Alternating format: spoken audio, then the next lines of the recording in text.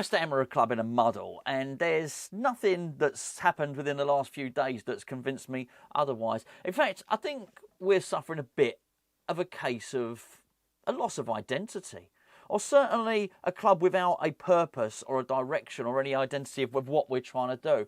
And nothing encapsulated that more, I felt, than the news that possibly Aaron Cresswell and Angelo Ogbonna are about to sign or have been offered new contracts by West Ham.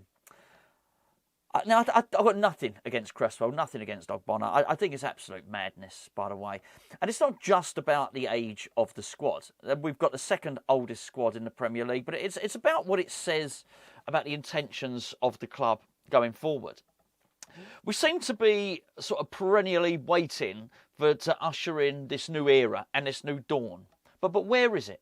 I mean, it just appears not to be happening. And I think what's most concerning me here is, I think, the roles of, well, Tim Steidten and Mark Noble. Because they both appear to be completely and utterly powerless. Now, I'm really, really hopeful, and I'd be happy to be proven wrong on this. And at the moment, it's just a suspicion. But the Ogbonna and the Cresswell things have just got alarm bells ringing. Let's just deal with Mark Noble's job for a second. He is the sporting director.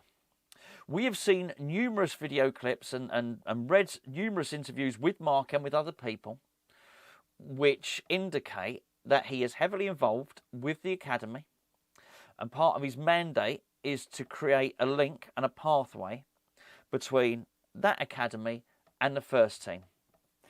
Now, he actually started this role last year.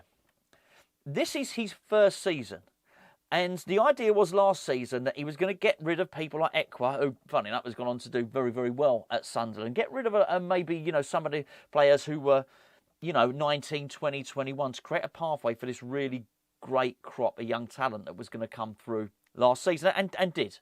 Won the FA Youth Cup, and then they've carried on performing really, really well. What was it? It was the semi-final of the European competition. Only just went out to PSV. I suspect if we hadn't loaned out Callum Marshall, which I think was a good idea. It didn't turn out to be a good loan, but it was a good idea to get Callum Marshall out on loan. I think we'd have kept him. We probably would have got to the final or won that.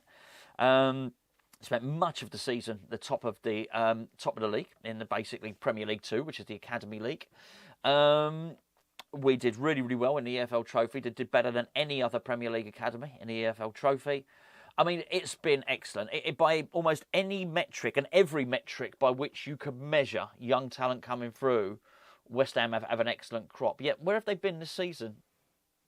Nowhere, really. Oh, yeah, look, we were all pleased to see George Earthy come on, but it was too little too late. And I'm quite sure the narrative will be spun that he didn't get any more game time because he suffered the concussion. And we're all really glad he's all right. He's an incredibly talented player. He really is. But that would not really tell the full story. The fact of the matter is he should have been involved far earlier. There have been situations this season where we've had Paquetá out, Bowen out, and Antonio out all at the same time. Where were these kids? They weren't to be used at all. We've had serious problems in midfield, and we've got a really outstanding young midfielder in Lewis Orford. Where is he? He's not been used at all. So what's Mark Noble's? Well, I know what Mark Noble's job is. Why is he not? Why is it not happening? That this doesn't appear to be happening. And the reason it's got me worried is with this Ogbonna and Cresswell thing, I say nothing against them. Brilliant servants, played at Upton Park, brilliant. I've got nothing but love for them, I really do. I honestly couldn't say a bad word against either, and nor would I. But them re-signing new deals, does that give you hope that Mark Noble's going to be doing more next season? Look, come on, let's be serious here. Ollie Scarles is a really talented, what do you want to call it, full-back, left-back, whatever he is, wing-back, really talented. He should be next season understudy to Emerson. Simple as that. Not us looking to give Cresswell a new deal. Ogbonna, I mean, come on. It seems a bit weird at the moment, it has to be said, how we're not doing everything we can to keep Ben Johnson on, who can play at centre-back and at full-back. Yet we're willing to offer deals to people who are less. Ogbonna this month is 36. Cresswell's 34. He already is 34. We're willing to offer them the same sort of money that we're not willing to offer Ben Johnson. That's weird, for starters, and it doesn't bode particularly well.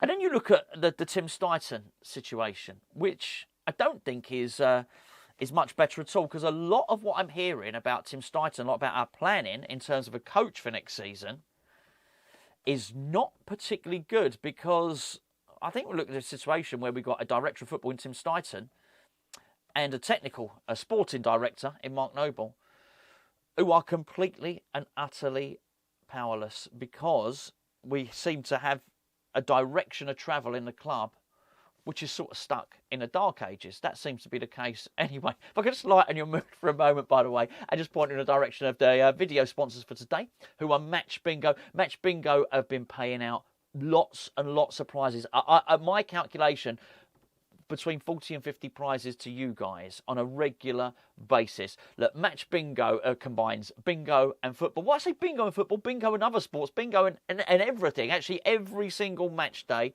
we do a bingo card for West Ham. We've had numerous winners. So in the next game against Chelsea, we've got a bingo card for West Ham. It's £2 per play. People are winning on this stuff. But if you don't want to pay, then there are numerous free-to-play games. We've got bingos. There's loads of darts. And if you like your darts, there's loads of free darts games on there. And actually, there's something for the Eurovision Song Contest, which is upcoming this week. Look, I don't even like the Eurovision Song Contest. I think it's a load of old crap, right? But let me just tell you this now. If you'd like to win £1,000 for no deposit at all, by gambling no money, then you want to get in on a bit of that as well. Every single week there are free games. They are paying out. I've won on it myself. Honestly, we've had people, every time we do a watch along, every time we do a video, every time we promote this stuff, just go and have a look retrospectively back in the comments. People are winning cash here. They've been a great company to work with. The link's in the description below. If you're going to download the app, it is 18 and above, because it is a gambling app. But as I say, the stakes are capped very, very low. So, you're hopefully not going to be able to empty your bank account with this stuff. The link's in the description below. Please do click that link. I know you've come from Hammers Chat. We get a nice pat on the head. And hopefully they continue their sponsorship with us, which we'd really, really love. Match Bingo, check it out. Right, Tim Steidten. I've really been trying not to be overly negative about the managerial search, right? And particularly with regard to Julian Lopetegui, whose name I've probably just slaughtered. I don't want to be overly negative about it, because I'd like to be open-minded. But every time I try to be, and every time I say something, I find out some more information which doesn't look great, particularly with the bringing the youth players through. Particularly with the style of football. He plays a possession defensive style. I wonder in many respects why, if the option to replace David Moyes is Lopetegui, why they would even replace David Moyes. They're certainly not replacing David Moyes because they're unhappy with the style of play. Otherwise, they would appoint a more expansive manager, a more attacking coach, right? They're certainly not unhappy with David Moyes not promoting youth players. Otherwise, they wouldn't get Lopetegui. And he's not that guy. He's not the guy. And I certainly really, really struggle to think that Tim Steidten's had any role to play in this, because this is a guy that at Wolverhampton Wanderers wants his fingers all over the transfer process. Well, this is why we've got Tim Steidten in, right? To bring in players, to populate the squad. It very much appears to me like we have Tim Steidten, whose job there is being undermined, and Mark Noble, whose job is being undermined. Neither of them can do the job. Let me put it this way. I would not be surprised. In fact, forget Tim Steidten. If I heard at some point within the next 12 months that Mark Noble had resigned at West Ham, I would not be surprised. I hope it doesn't happen, but I would not be surprised. That would be no shock to me at all. And I hope to be wrong on a lot of this. I hope that there is a purpose of direction. I hope there's not this identity crisis whereby you've got these progressive, forward-thinking people at the club, but working within a structure and a parameter which gives all the power to the chairman and the first team coach. It is weird. It's like they're not pulling the same direction. It's like the left hand doesn't know what the right hand's doing. Now, I'm willing to be proven... in fact, never mind willing to be proven wrong. I hope to be proven wrong on this. I really, really do. It would be great. That would be great if actually all the while this has all been a smokescreen. There's some up-and-coming manager who we haven't heard of who's going to be brought in, and they're going to work really closely with Tim Steidten and Mark Noble, and we're going to have a combination of the wonderful players that we've already got at the club. with a blend of really good new signings and some of the young talent. That would be brilliant, right? That's the ultimate. That's what I would hope. That's what I expect from West Ham.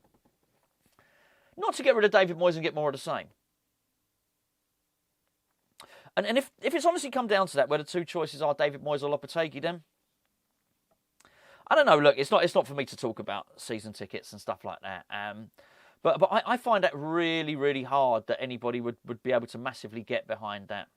I'm going to feed too much into it with rumours about players leaving and whatnot, because I think it's more about the players that we bring in. But again, one thing that we're doing doesn't seem to match the other.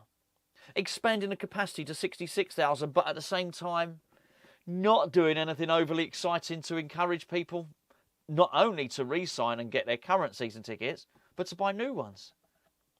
No one's falling for any speculation. No, I agree with Gio on this. I failed to... This whole premise about leaking information and then somehow people buy season tickets off the back of it, I would very, very much discount that as a factor. I can't imagine there's anyone that buys a season ticket off the back of a rumour of someone we might sign, or a rumour that we might sign a manager. People are just too smart for that. People just wait and see. They'll wait and see who the manager is. They'll wait and see if we bring in any players. Maybe season ticket renewals they put a little bit more urgency on it. But we're not even talking about that. We're talking about 4,500, 5,000 new season ticket holders. You're not going to get them to come on board. We're going to have less. We'll have less. I'm confident of this. So the way things are going, we'll have less season ticket holders next season than we have done this season. And I just look at this. What is the identity of West Ham? And I look at our last opponents in Europe, which were obviously Bayer Leverkusen. There is a club with identity. There is a club with structure. They know what they're doing. And it's almost like we've looked into the eyes of the beast, but not really recognised what's going on.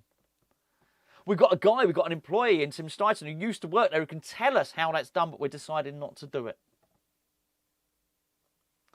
That there's not this joined up, unilateral purpose and pathway that's going to bring everything together. That somehow we're going to, even though we've got these new ideas, we're going to take half the ideas. Yeah, we're going to take the director of it, but we're not going to really let him have any power. We're going to take the sporting director. We're not going to let him have any power. We're going to take some of these new ideas, but run them on the old-fashioned model. It's weird. It's weird. It's like trying to, I don't know, it's like trying to fit a battery from an electric car in an old Ford Sierra or something like that. It makes no sense what we're doing. It makes so little sense that I can only conclude that I must be wrong.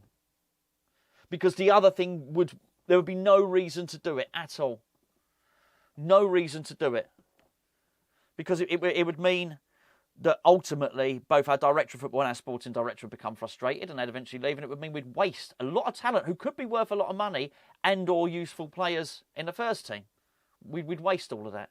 All this hard work that's been put in for the academy would be wasted. None of this makes any sense. And I can only conclude that this can't be the case.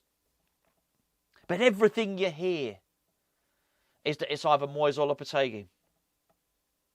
Then you start to do more research on Lopetegui, and it doesn't look great, particularly not with the youth players. Very, very cautious. The more I hear, very cautious manager in the way he deploys the team. Doesn't want to make a mistake. Now, the thing is, I do understand there's going to be a lot of people with an agenda that don't want the club to sign Lopetegui, so they'll feed false information. I'm hearing, and I don't want to believe it. I'm hearing the things like, he doesn't. Remember Sam Allardyce used to have that thing where he used to fine people for having long shots, and we didn't really believe it until sort of Matty Taylor and Kevin Nolan basically admitted it. But apparently there's that. People are saying that about Lopetegui as well. Don't know if it's true or not. I don't know. I don't know how true any of this is, but I'm very worried at the moment. I am very, very worried about the future for the club. Not that we will get relegated, but actually that we will spurn an opportunity to progress. And it's not the first time. It's not the first time we've had an opportunity to move forward and we've not grasped it. Anyway, there you go. As ever, let me know what you think in the comments below. Maybe I'm being a little bit too miserable. Maybe I'm worrying too much. Maybe I'm going to be proven wrong. I certainly hope so.